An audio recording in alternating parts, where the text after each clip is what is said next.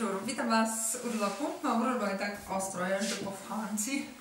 A dzisiejszy odcinek, który dla Was przygotowany, zamierzam poświęcić Scanii nowej generacji. Jest to film sponsorowany przez Scanię, tak samo jak dwa poprzednie odcinki.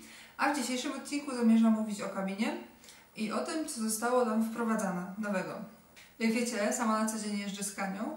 I w Scanii są takie rzeczy, które mi się podobają i według mnie służą bardzo dobrze kierowcy, ale są takie rzeczy, które stanowczo wymagały poprawy, co najmniej poprawy. I tak, teraz kiedy przeglądałam sobie te materiały, stwierdziłam, ok, jeżeli kiedyś zdarzy mi się, że będę miała jeździć Scania nowej generacji, chyba już nie będę obijać głowy w końcu, bo przykładowo jedna ze zmian, jaką wprowadziła Scania, to są bardziej przestrzenne kabiny. Przestrzenne, wyższe o 10 cm i dłuższe o 5 cm, więc jest troszeczkę więcej miejsca. Co więcej, została powiększona też szyba, co mi się bardzo podoba, bo tak szczerze powiedziawszy, to wcale nie lubiłam tej takiej niziutkiej szyby w Scanii, ponieważ tak się nieraz chciałam schylać. I na długodystansowych trasach, gdzie się jeździ w jakieś piękne krainy, większe szyby są zdecydowanie lepsze według mnie. Roleta przecież zawsze można sobie opuścić, gdy słońce świeci, a gdy chce się oglądać, to ma się dużą szybę i dobre widoki. Więc to zdecydowanie na plus. No i w końcu 10 cm to jest mega dużo. Ja w swojej Scanii zawsze jak wstaję, to muszę wstawać tak, bo inaczej sobie obijam głowę klimatyzację, więc fajnie. Kolejna rzecz, jaka się rzuca w czasie przeglądania tych materiałów, zdjęć, to kierownica. Kierownica jest teraz obszyta skórą. W sumie to nie wiem, czy to już jest w standardzie, czy będzie w opcji, ale zdecydowanie ładniej to wygląda. A szczególnie, że tutaj mam takie zdjęcie z czarną kierownicą, obszytą czerwoną nitką, więc to mi się bardzo podoba już. Kolejna rzecz to łóżko. Ciężko mi określić po zdjęciach, jak wygodne jest to łóżko. Materac wydaje się być może troszeczkę grubszy od tego, który ja mam na przykład w swojej kabinie. Jeżeli chodzi o wygodę w mojej Scanii, określiłabym jako średnią. Nie jest jakoś super wygodny, ale nie jest też jakoś źle. Więc ciężko mi będzie określić. Być może są teraz lepsze jeszcze materace w Scanii, być może będzie się wygodniej jeszcze spało, oby. Ale łóżko jest tak samo wykrojone. Kolejna rzecz, jeżeli chodzi o odpoczynek, to ten pilot do sterowania przy łóżku. Pilot to mi się bardzo podoba, ponieważ wygląda troszeczkę jak telefon, jak starodawny telefon, szczególnie z tym kabelkiem, ale tak naprawdę jest bardzo, bardzo wygodny, ponieważ gdy już się kładziesz spać albo gdy kierowca idzie spać, nie musi wstawać i podnosić i coś tam sobie naciskać w ścianie, tylko bierze sobie tą słuchawkę od telefonu i sobie wszystko tam może ustawić. Dla ludzi, którzy nigdy jeździli Scanią w ogóle, czy nie mieli do czynienia z ciężarówkami i często widzą mnie na zdjęciach, się pytają, czy ja mam tam telefon. To nie jest telefon, tylko mogę sobie tam sterować, ustawiać ogrzewanie, włączać muzykę, budzik, co tam jeszcze mogę robić? Ustawiać temperaturę, radio i tak dalej, i tak dalej.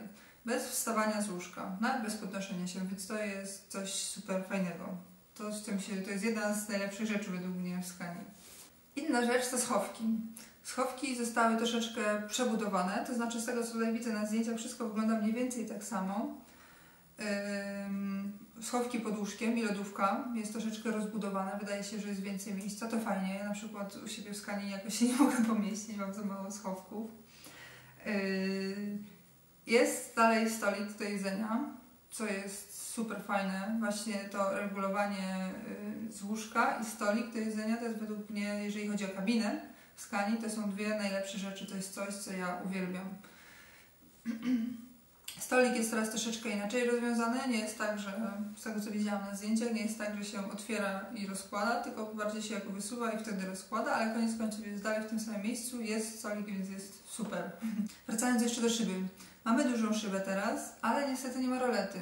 Mamy dalej te takie jakby klapki przeciwsłoneczne, nie wiem jak to się nazywa, które się otwiera tak ręcznie. W sumie może tutaj jest jakoś elektronicznie to sterowane, ale z tego co na zdjęciu wygląda, tak by się miało dalej ręcznie otwierać. Szczerze powiedziawszy, nie jestem największą fanką takiego czegoś, ponieważ mogę sobie w czasie jazdy tylko swoją otworzyć, a są podzielone na pół. Jeżeli słońce świeci mi z prawej strony, to wtedy, żeby zasłonić sobie słońce po prawej stronie, no muszę dopiero się zatrzymać, więc ja wolałabym roletę, która by po prostu sobie zjeżdżała na dół i bym sobie mogła regulować. No ale nie ma. No i na koniec fotel. Na koniec, a w sumie to jest przecież najważniejsze miejsce dla kierowcy. Fotel ma mieć coraz dużo więcej regulacji i ma być jeszcze dużo bardziej wygodny. Co mnie bardzo cieszy, ponieważ ja mam fotel w swojej Scanii w wersji super podstawowej i bardzo brakuje mi regulacji, jeżeli chodzi o oparcie i według mnie to nie jest najlepszy fotel, na jakim jeździłam, więc bardzo cieszy mnie to, że Scania wprowadza dodatkowe regulacje w swoich fotelach. Mam nadzieję, że będą one dostępne w standardzie. No i jeszcze jedna rzecz, o której nie wypada aż zapomnieć. Scania ma w opcji teraz poduszki powietrzne, boczne poduszki powietrzne, które mają chronić kierowcę w przypadku dachowania. Co jest też bardzo ciekawe, to, że kabina S będzie dostępna z płaską podłogą na trasy długodystansowe, jak znalazł. No i to już by było tyle na dzisiaj, jeżeli chodzi o Scanię nowej generacji. Jestem bardzo ciekawa opinii kierowców, którzy już mieli okazję jeździć Scanią, najnowszą Scanią. Także jeżeli są tutaj tacy, bardzo proszę Was o wpisywanie Waszych opinii w komentarzach pod spodem. A tymczasem życzę Wam miłego weekendu i do usłyszenia. Cześć!